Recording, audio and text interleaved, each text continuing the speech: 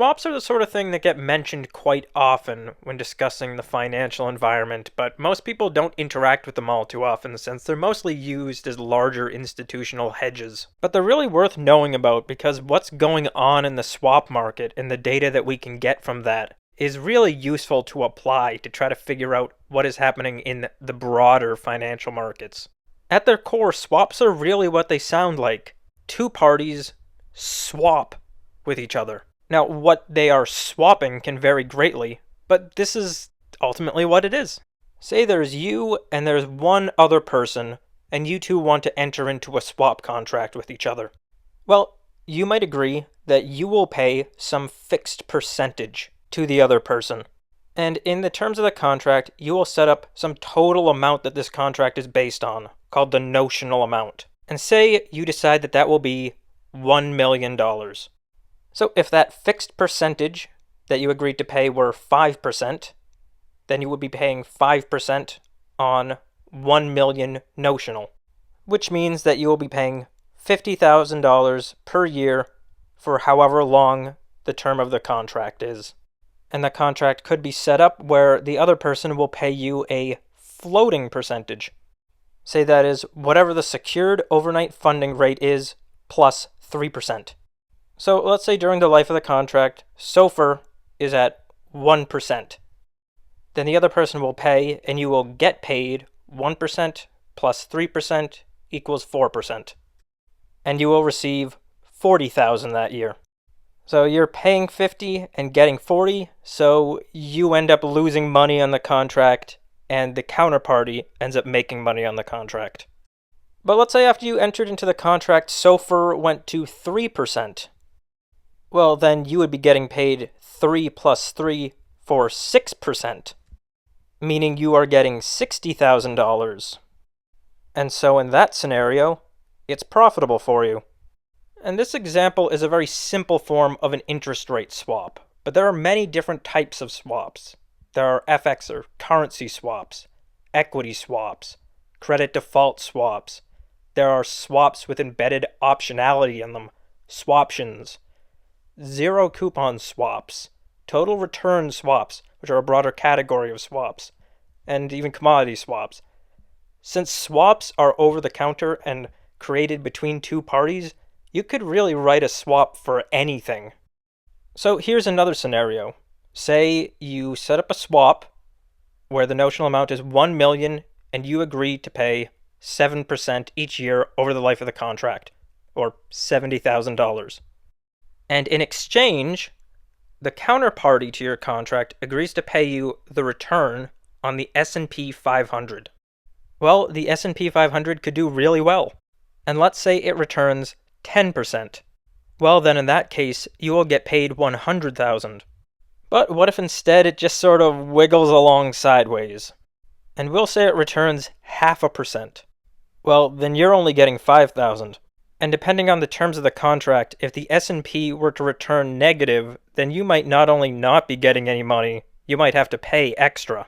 Every swap contract is unique and will be negotiated between the two counterparties. So far, the examples we've looked at have been fixed for floating swaps, but not all swaps are fixed for floating contracts, where one side pays a fixed amount and the other side pays a variable amount. Another type is a fixed for fixed contract. And at first glance, it might not make sense why two people would agree to exchange a fixed amount, but it does in certain types of swaps. FX swaps or currency swaps can exist as fixed for floating or fixed for fixed. And here's an example. Say you agree to enter into a 3-year swap where you will pay 5% each year. And in exchange, you will get paid 6% each year. Well, that sure looks a whole lot like free money. So why would this contract exist?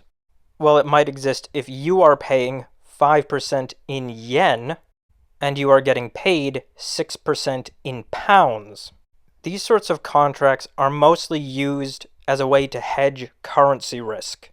Another type of swap that I want to talk about is one that people have probably heard the most about, but it's very likely the most arcane type. And that is the credit default swap. So to set up an example, you enter into a credit default swap and agree to pay a fixed rate each year.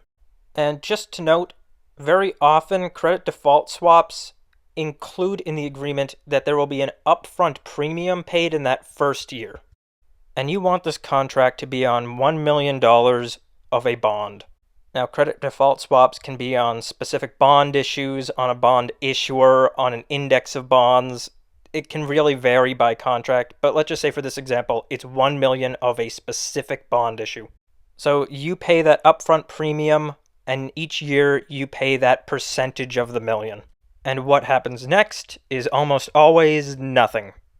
Almost always nothing happens. Usually you're just paying it out. This is a lot like insurance for most people who enter into these. But if during the life of the contract that bond were to default, then something happens. Then you will get paid the notional amount times however much that default was of the total bond. So let's just say it's a 100% default, not 1 cent is being paid on that bond. Well, you are going to get 100% of the notional amount. And for you, that means a $1 million payout, making you whole for what you lost on the bond minus what you paid for the swap. Very often, these will be entered into by somebody who owns those bonds and wants insurance to make sure they get paid out.